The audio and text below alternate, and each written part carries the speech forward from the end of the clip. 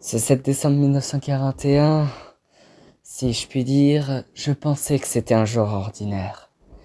Mais en fait, moi et mon équipage, sur le navire qui est maintenant devenu emblématique, pendant cet événement, l'USS Arizona, on s'est complètement trompé.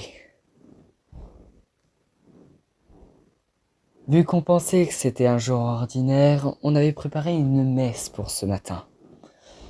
On avait préparé tous une messe ce matin. Et un des mousses qui était sur le nôtre de navire, l'USS Arizona, disait qu'il avait envie de défoncer des jappes. Et je lui ai dit que peut-être, il aura peut-être l'occasion. Mais pour le moment, on doit préparer cette messe. Et à ce moment-là, on était en train de nettoyer le navire, comme d'hab. En fait, on était en train de... voilà, cette messe, un jour normal, quoi. Jusqu'au moment où on entend, si je puis dire, des avions. Je me disais, peut-être qu'ils ont préparé des entraînements. Je me suis dit. Et genre, on regarde tous. Tout mon équipage, même moi, on était en train de regarder cette armée d'avions de chasse. Et pas que des avions de chasse. Il y avait aussi des bombardiers. J'étais en train de me dire qu'est-ce qui se passe. Je me suis dit peut-être qu'il y a peut-être des entraînements. Mais en fait, c'était tout autre.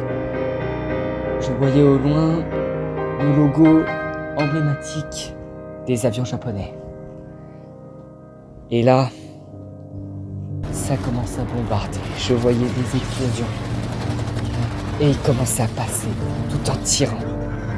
J'ai hurlé, on est attaqué. Car le Japon, je sais pas comment ils ont fait, et je sais pas pourquoi, parce qu'on n'a rien fait, ils nous attaquent sans aucune raison. On a essayé de se défendre, corps et âme. Et 1-0 à tremblement parlé, et passe en rasement sur notre navire. Et flingue certains de nos hommes.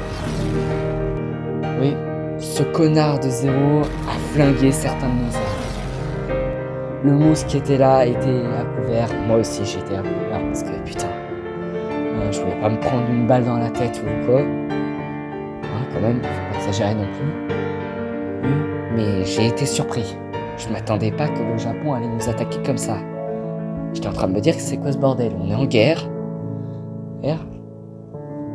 Et là, à ce moment-là, j'ai eu des morts, des blessés à la zone où on devait préparer cette messe. Le mousse était là, survivant, mais je l'ai levé parce que... Voilà. Et à ce moment-là, j'avais une idée. Il fallait qu'on atteigne les canons pour bombarder ces avions. Parce que c'était inacceptable. On se laissera pas faire comme ça. Ça, c'est sûr. On était en train de monter, on essayait de s'approcher des canons. Mais je voyais... d'autres des navires, d'autres des cuirassés qui étaient à nos côtés se faire exploser. Je voyais des explosions. J'étais en train de me dire, mais pourquoi? Mais pourquoi le Japon fait ça? J'ai même pas le temps de penser à ça, que l'un de ces héros a fait exploser l'un des avions de reconnaissance de notre navire. Il a explosé, il nous a frôlé et il est tombé à l'eau. On s'est relevé et on devait atteindre les canons. On n'avait plus le choix. On est monté et le mousse, avec une tête franchement de peur, il était effrayé, il regardait le ciel et je voyais, en regardant le ciel, là où regardaient les mousses, des dizaines de valves au-dessus de nous. Et un a lâché une bombe en plein sur le navire.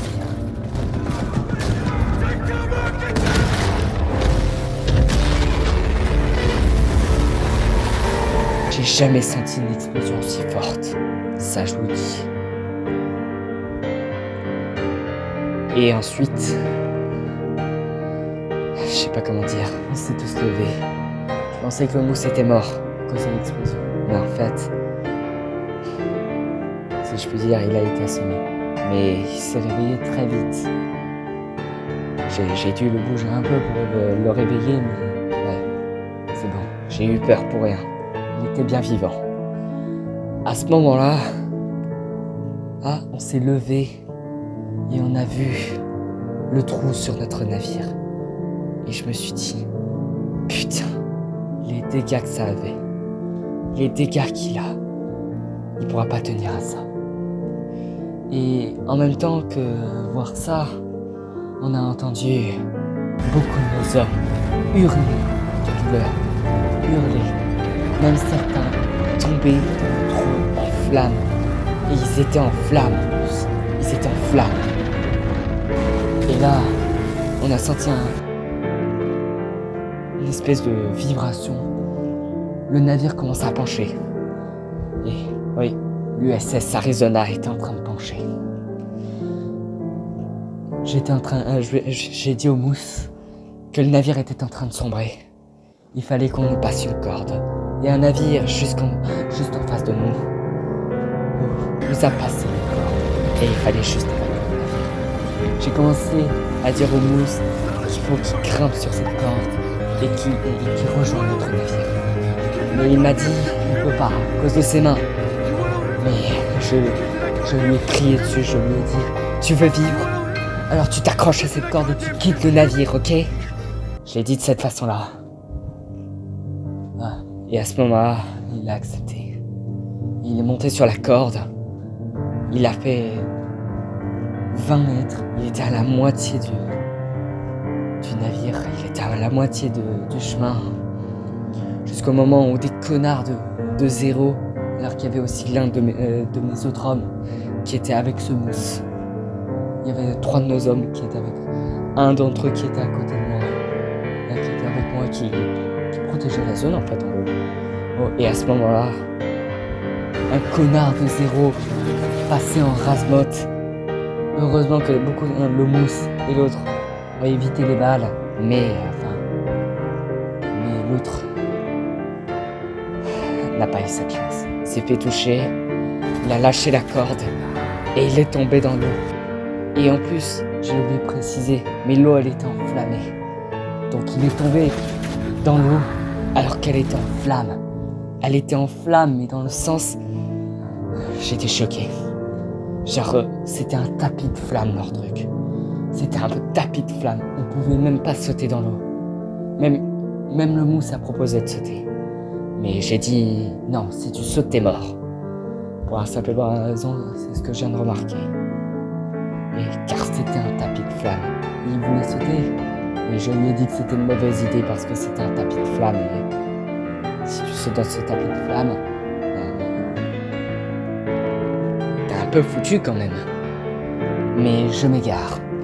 Il est tombé dans ce tapis de flammes qui était au-dessus de l'eau. Et il a cramé tout simplement. Un tremblement parlé. Et ensuite, ce connard de zéro a également touché celui qui était à côté de moi. Il a crié. J'ai jamais vu quelqu'un crier comme ça. Mais rien que d'y penser, j'ai eu des frissons. Et je voulais pas que ça arrive au mousse. Donc j'ai crié, tiens bon, je suis là. J'ai utilisé mon canon anti-aérien. Et j'ai voulu protéger ce mousse-là. Car c'était pour moi l'un des seuls survivants de ce navire. Autant mourir en héros. Pour au moins protéger au moins un des survivants de ce navire. Car on était les 2 seuls survivants. Il y avait moi et ce mousse. Parce que les 2 autres sont morts. Enfin, les 3 autres. Parce que... il y en avait plus. Il y en avait un autre qui était aussi avec le mousse. Mais à ce moment-là... j'étais en train de défendre ce mousse avec aussi un des autres membres de l'équipage. Et à ce moment-là, j'ai eu un de ces zéros. Je l'ai abattu, ce con.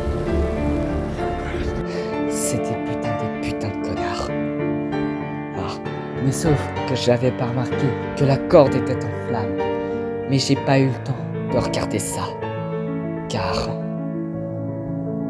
autour de moi, les flammes m'entouraient. Et j'ai commencé à prendre feu. Mais avant de voir ça, je voyais le mousse en galère. La corde a lâché. L'un de mes autres membres d'équipage est tombé à l'eau dans ce tapis de flammes et est mort. Mais le mousse a pu s'en sortir, même s'il avait les jambes brûlées. Je l'ai vu très vite fait. Mais avant que j'ai pu remarquer que ce mousse était vivant, j'étais déjà mort.